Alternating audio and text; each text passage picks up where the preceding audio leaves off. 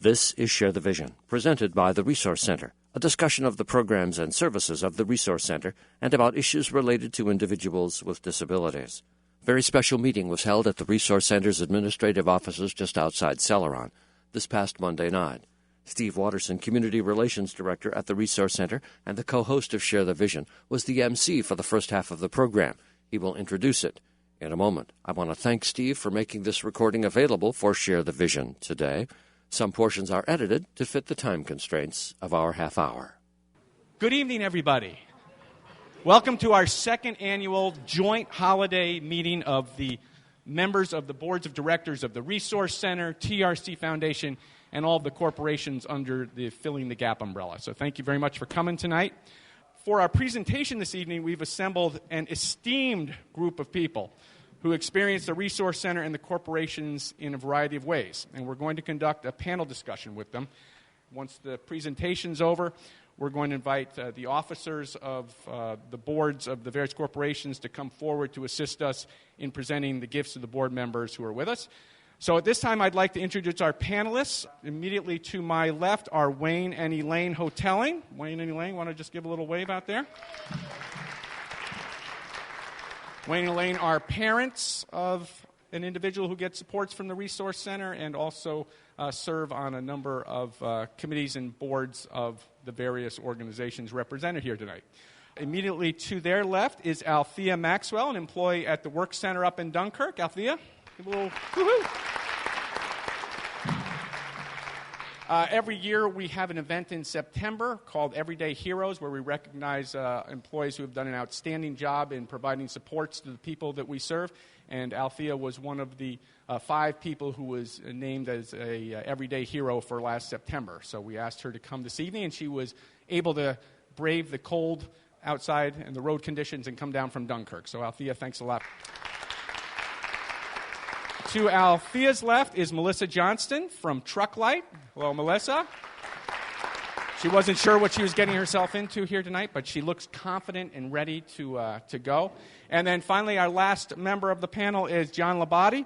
John is a former TRC employee who now gets supports through New Vision Services, and he's going to talk a little bit about his experience. So I think we'll start off with Wayne and Elaine. Tell us a little bit, and I know the story, and I think a lot of people in here do, but tell a little bit about your experience with Laurel, beginning when she was born and when she was first diagnosed. Okay, first of all, Laurel was really our second child. We lost our first child, stillborn, and then, of course, Laurel comes along, and we find out that we have a child with Down syndrome. But like I said, we found out. It was not told to us by the doctors or the nurses, and I'll let Elaine relate her experience there. But we got a new doctor, and he got us going right away with exercises with Laurel. But even though we had this help, we didn't have any services. We didn't have any place to turn, any place to go. And we found this to be in Dunkirk. There was a group that met, and Elaine spent her time going there daily with Laurel to begin with. But it was a very depressing time in our life. Now looking back, Laurel will be 52 come the 7th of February.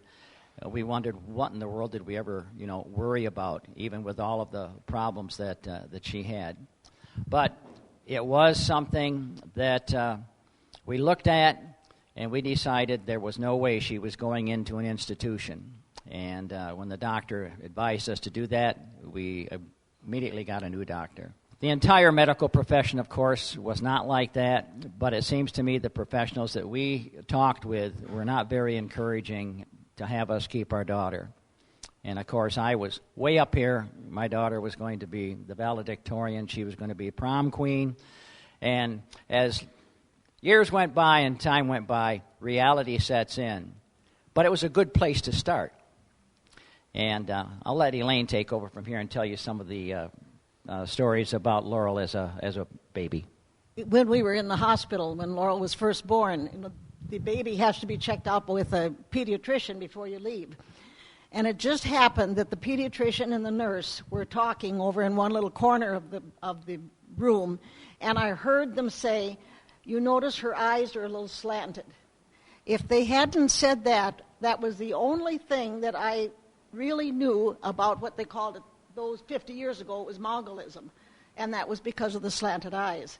If they hadn't said that, I probably wouldn't have suspected too much. Even though I've been around children all my life, I am the next to the oldest of 36 grandchildren, so there were always little ones around, and we were always babysitting and taking care of them. But it's different when this is your first baby, and it's your responsibility now. So I went home, and of course I noticed the laxness in her muscles and things like that, and I started looking up Mongolism and Down syndrome. Well, likewise, Wayne suspected. In fact, one time I was talking with the high school group. They had me come in and talk to some of the seniors about having a handicapped child. And one thing I told them was, we learned you don't keep secrets from each other. I didn't say anything to Wayne because I didn't want to worry him. He didn't say anything to me because he didn't want to worry me. So we both worried separately. And we learned later that if we could share your problems, it makes it so much easier. And I think that's where the Resource Center came in. Now I found out that I wasn't the only one. We weren't the only ones that had a problem. We had somebody that we could share things with now. When Laurel was 3 years old, she started going to daycare. It was just a couple hours in the morning, and as Wayne said, I would take her there, and then I'd find something to do for a couple hours, then pick her up and bring her home again. But I did learn that I wasn't the only one with this problem. And I had somebody to talk to now, and they started giving us ideas. We decided that we were going to bring Laurel up as we would any other child. She was going to have the same responsibilities. As teachers, we had seen how sometimes when you have a child with a handicap, you overcompensate by spoiling them. And we decided that she was going to have enough problems in life with her handicap that if she was ill-behaved, nobody would want her around. So she was going to have to learn how to behave herself. And she's one of these people that would break her heart to do something wrong because she wants to please so much. But I think that was where the Resource Center came in for us, was just helping us learn that we weren't alone in this. And that now we had somebody to talk to and somebody to help us with and somebody to direct us and give us some direction, because even though we had both taken courses in college in child development, we knew the basics of what you needed to do. You still need somebody to be there to give you a helping hand and to help you along a little bit. Now, Laurel's been working for how long? She's been working for 30 years. She's been there. Fantastic. Now, what does Laurel's job mean to her? Oh, this is her big thing in her life. She is very unhappy if she has to miss work. She gets a paycheck. That everybody talks about, I have a job, I have a paycheck. She has a job, she has a paycheck. It's Friday, it's payday. Boy, she better be at work so she can get that paycheck. And she doesn't care whether it's $3 or it's $30.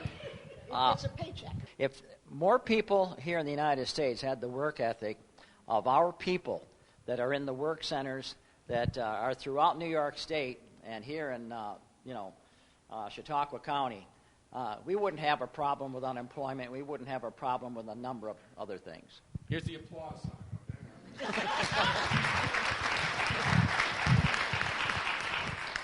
Very good. Now, you both are obviously very involved in the governance of the Resource Center. Why is it important, do you think, for families to be involved, either by volunteering at one of the events or being on one of the boards or contributing financially to the organization? Well, I think Elaine has hit on the core of the problem there already. It's sharing. It's what you find out. That's another thing I was thinking about. So many people have come to us and asked us questions. If we didn't know about the Resource Center and the things that it was doing, we wouldn't have some of the answers or tell them, kind of to direct them to organizations that they can go to ask for help. So it helps you that way, too, as you share with other people that have the same problems that you've had. Fantastic. Also significant to note that Wayne and Elaine Hotelling are the founders of Laurel Run, an event that happens each July in Silver Creek to help raise money to assist persons with disabilities. All right, let's pass the round of applause for the Hotellings, please. Pass the microphone down to somebody who sees Laurel just about every day, right? Every day. There's no shame in her game. When she needs work, Althea, go get that for me. I need that. And to remind you again, this is the voice of Althea Maxwell. She's an employee at the Dunkirk Work Center. She's her own self-advocate. She tells you what she wants. You better do it, too.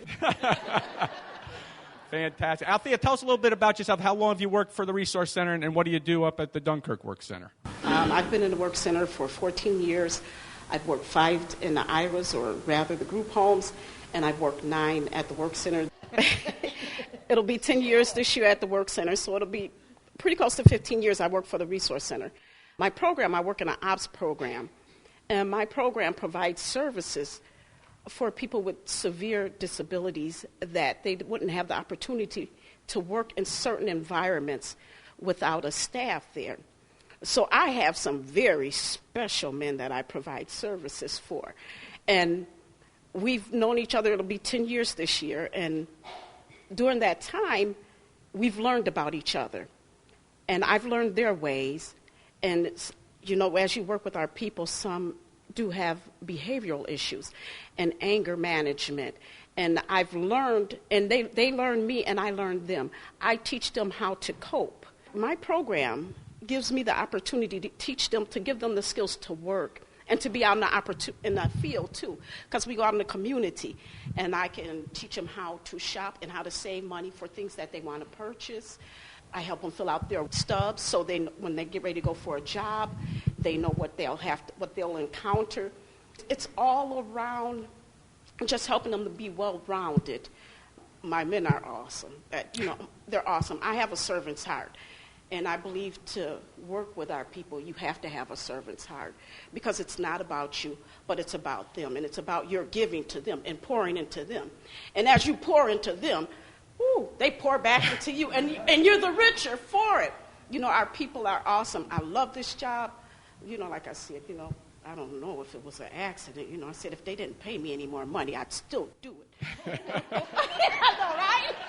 Pat me again, Miss Hotel, and pat me again.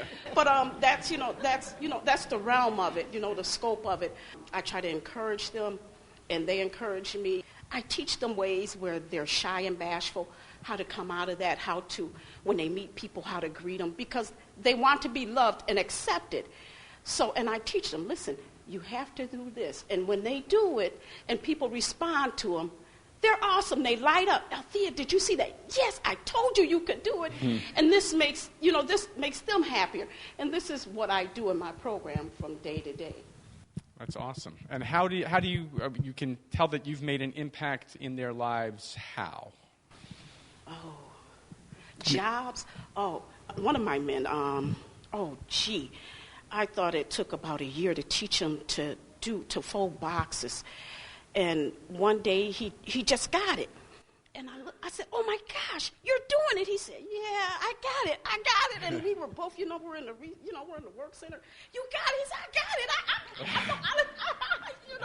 And I was just excited, because when you can teach them something and give their life meaning, and just educate them in a way where they can go out and do things, and they can be in the world and with people, and they can just blend in. They don't stand out anymore. They blend in. And my men can blend in. When we go places, people are saying hi to them in the stores, and they're greeting them. And I say, you know more people than I do. And they're looking at me like, who is the little black lady? Is it that strange? It's not like that.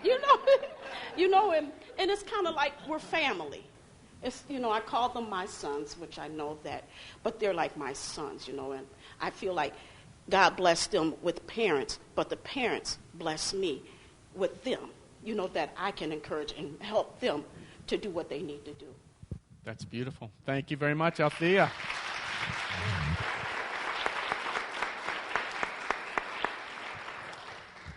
Next, Melissa Johnson from Trucklight. Melissa, how are you doing? I'm doing great, thanks. Good. For those who don't know, can you tell us what Trucklight does? Yes, Trucklight is a company in Falconer. They've been around for quite a while, actually, over 50 years, and they manufacture and design and actually distribute different types of lighting, forward lighting, and all the kinds of lights that you see on like heavy-duty trucks, you know, the different lights up on the cab and so on. We do all of that. And Trucklight got our Employer of the Year award at the Disability Awareness Awards last fall. So, thank you. Melissa, how long have you been there, and what do you do at Trucklight? I am a trainer at Trucklight. I actually do soft skills training, which is different things like stress management and communication training along those lines. And I've been at Trucklight for almost 20 years now, and I have been doing the training portion of that for 15 of those years. Fantastic. And as a trainer then, have you had the opportunity to work with individuals with disabilities? I do. Not so much in that capacity, but okay. I was asked, early on, I asked to have some more input in the HR department and to do more things outside of training. And one of the duties they gave me was to help hire our cleaners, which is how I was very fortunate to get involved in this program and be able to work with the Resource Center to do that.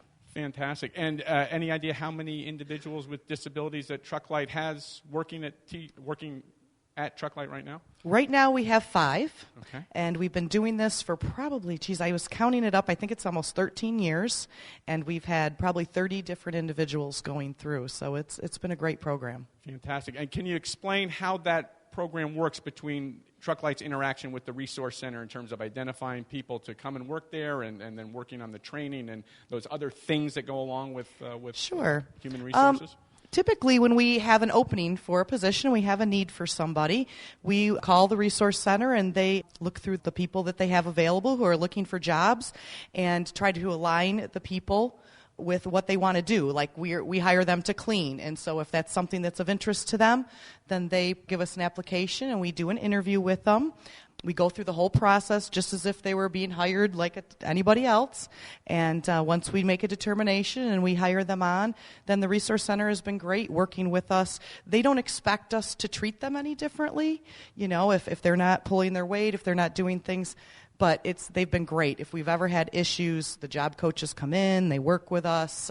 The job coaches actually are a real key part in this whole process as well, helping them learn their job, helping them be able to acclimate to the job and learn their duties. And they love it. They really have a lot of pride in their jobs, and it's great. I mean, it works out for both of us. Well, Wayne, I think, referenced the work ethic. Althea made some reference to the excitement and sense of pride and satisfaction when the gentleman was able to learn how to fold boxes. So is that similar to your experience on how people Absolutely. Make employees? Absolutely. They're excited to be out in the community and to do their part and to be a part of that workforce, and they are just thrilled to do a great job, and they do their best and they try their hardest, and they really enjoy being out and being able to have a job just like anybody else, you know, and it really helps with their normalcy in life. It's really worked out well.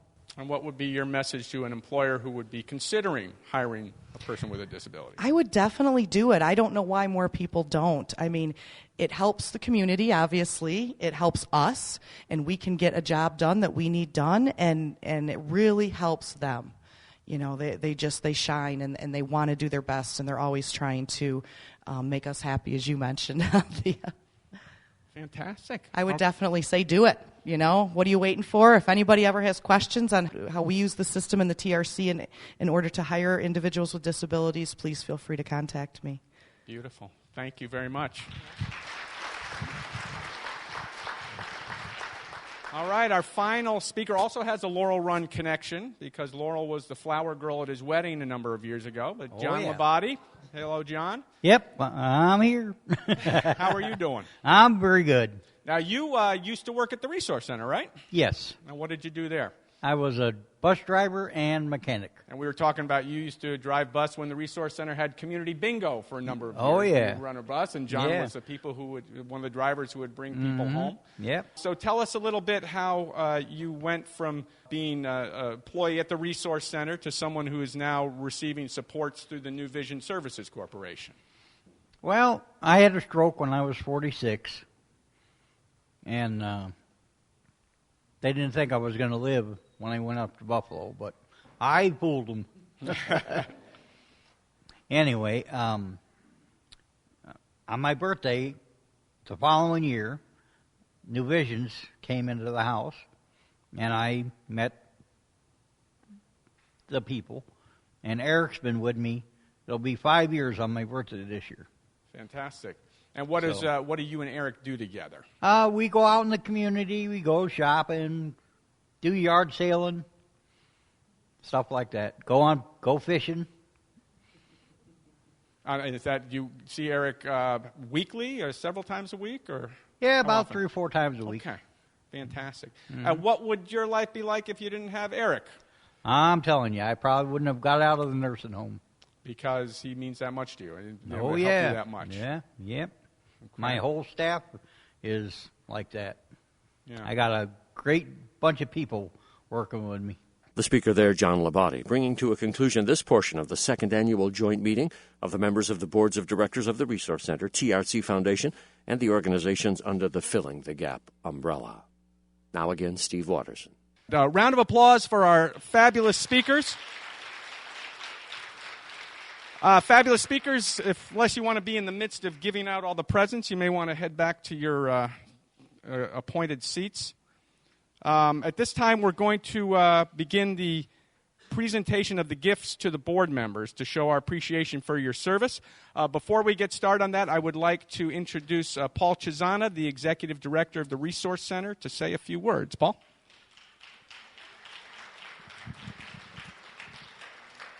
Thank you, Steve.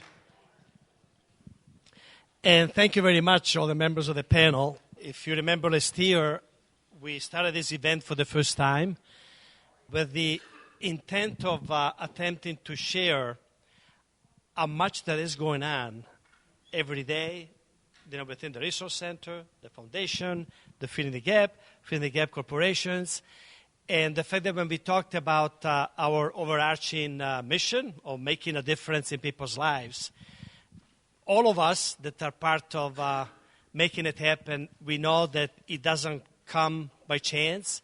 It does take a lot of work, a lot of effort, and a lot of perseverance. And that's why it's nice that we are here with many of you who we rely on for those big governance type of oversight and decision-making processes, but also staff, management, leadership, and people that receive the services, because we really are part of this larger effort where everybody, as I think someone said, benefit from it. We truly rely on your guidance, on your leadership, on your own wisdom, how you see yourselves, things to make sense or not to make sense. But most importantly, I think we rely on your emotional support because you're the ones that help us to, again, get things done together through tough times. And these past 3-4 years have been, as you know, they've been very tough on all of us, with a lot of changes, a lot of pressures, and a lot of expectations to do things differently. And it looks like if you're beginning to kind of get into a better groove in terms of moving ahead this coming year in the future, but nevertheless, it will still require a lot of efforts, a lot of changes, and a lot of tough decisions, and a lot of hard work on everybody's part.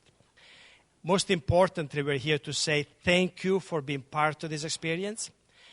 Thank you for taking the time and effort and giving us your mind, heart, and soul so that we can really fulfill our mission. And so to start giving you our little thank you, I think somebody else later on will tell you how this little tangible recognition came about, the present that we have for you. But I'd like to start with the chair of the board of directors of the Resource Center, Dr. Todd Jacobson. Todd?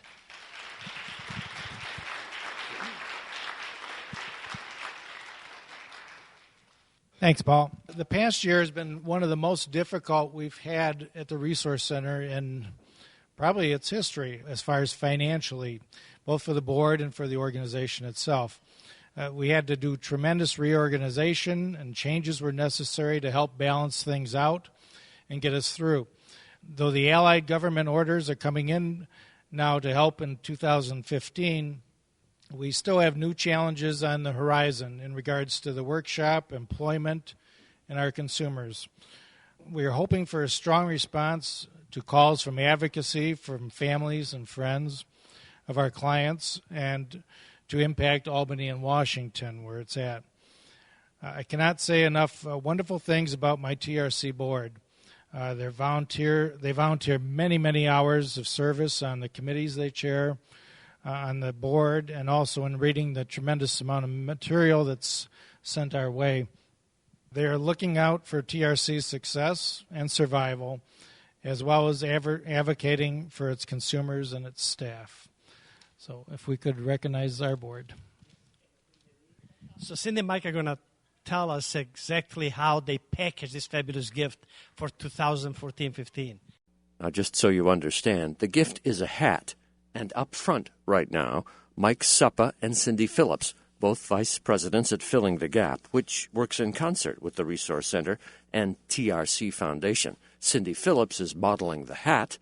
Mike Suppa will speak. I'm going to tell you a little bit about it. The story of our hat here is it's a company that the Resource Center purchased, and we're manufacturing these hats now at the Work Center in Dunkirk. They're part of a new business venture called Beer Hats, and we're looking at doing both corporate branding and event branding with these hats. The logos on this commemorative hat that you'll be receiving represents a number of our special events, some of our really good business partners, as well as corporate logos from TRC, the TRC Foundation, and the Filling the Gap Corps are on the hat that Cindy's modeling. Inside the hat that you'll be presented, you'll find a custom-made, one-of-a-kind candy bowl made by consumers in the Creations program at the Michael J. Raymond Center. You'll also find some beaded wine glass charms crafted by consumers at the Dunkirk Work Center. And last but not least, lots of very good candies to fill your own personal candy bowls at home. At this point in the program, members of the Resource Center's Board of Directors were presented with that very special gift. And we'll pick up right after that with Denise Jones, Associate Executive Director and Chief Operating Officer at the Resource Center. Our TRC Foundation Board Chair, Randy Ordinas, was unable to attend, so my understanding is that Mark Olson is going to come up. He is the a board member of TRC Foundation as well as Support Enterprises Board Vice Chair.